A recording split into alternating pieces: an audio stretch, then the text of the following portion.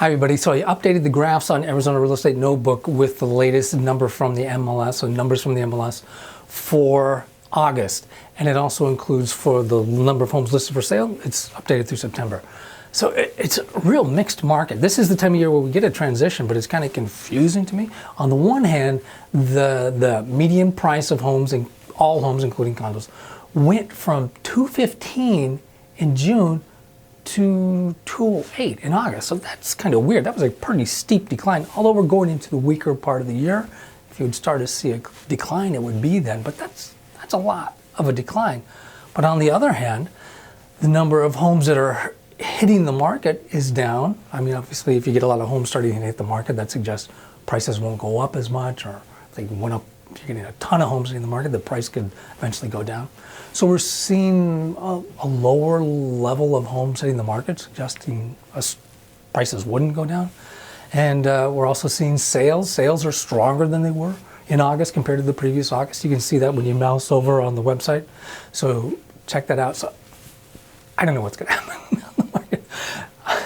On the one hand, we have prices dropping a lot from June to August.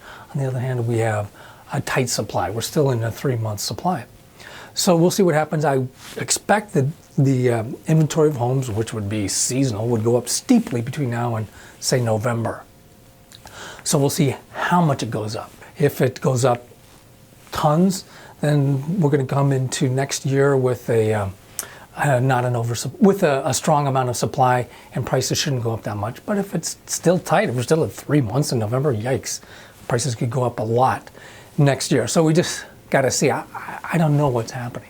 One theory that I have is that there was so much talk about an interest rate increase last winter and early spring. They were talking about an interest rate increase from the Fed in June. It didn't happen.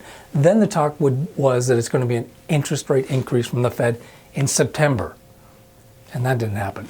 But it could have pushed a lot of people off the dime. I'm not sure, I can't really quantify it, of how many people were thinking, oh, there's going to be an interest rate increase, so I need to buy now. And so that may have captured some of those sales earlier that would have happened later. But that's a theory. I don't know what's going to happen. I just got to see what's going to happen to the numbers. Prices, if you go down to the third graph, will show you the inflation adjusted, and prices are a little high on an inflation adjusted basis for my comfort. It's not crazy high. It's not like it's so high we could expect prices to fall. But nevertheless, there's not, in my mind, just looking at that inflation adjusted graph, there's not a lot of upside potential for home prices. Hey, but what do I know? I didn't predict the prices would go up as much as they did last spring or the first half of this year as they did. So, but that's my best guess for right now. How useful was this video? But if you have any questions, email me. I'd love to hear them. Take care, everybody.